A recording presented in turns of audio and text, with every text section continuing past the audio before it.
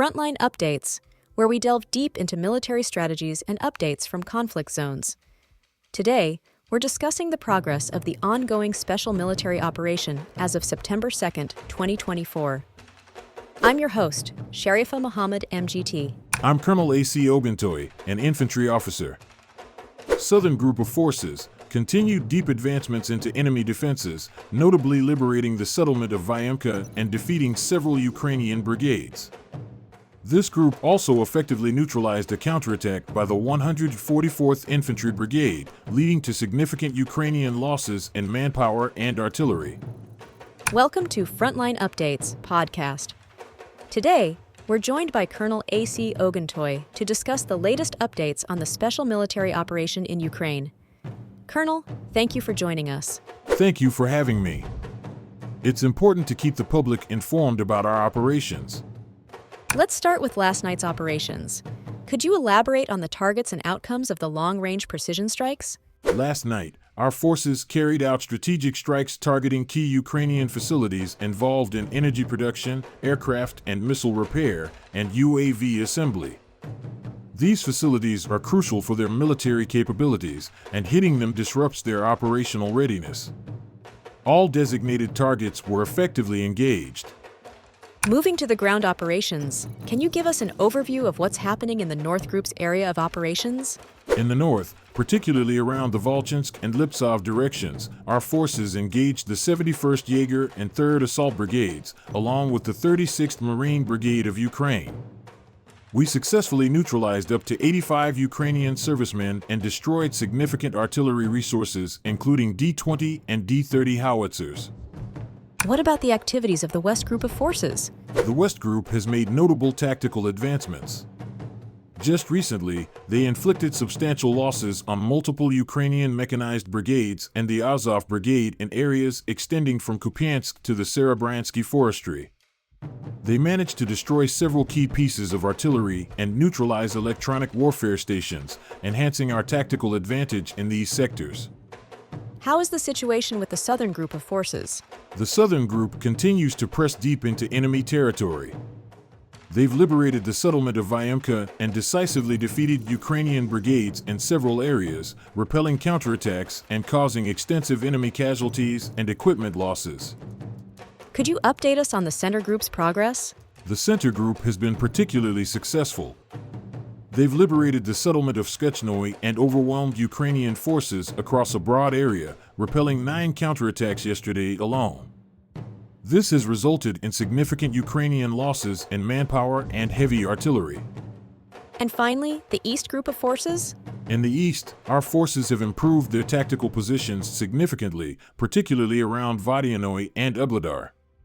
They successfully repelled Ukrainian counterattacks, leading to over 100 Ukrainian casualties and the capture of critical artillery assets.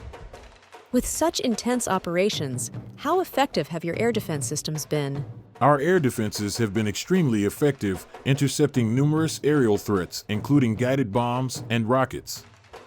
This capability is crucial in protecting our forces and maintaining our operational tempo.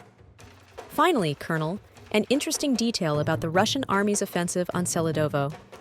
Recently in this area, slightly north of Tsukarino, an FPV drone destroyed a, now, rare by the standards of the Ukrainian Army, self-propelled gun Caesar of French manufacture. What does this mean? These self-propelled guns of the Ukrainian armed forces have been frantically moving along the front line since mid-2023 in the hope of finding and maintaining a combat scenario in which the self-propelled gun would survive on the battlefield long enough to perform the necessary tasks.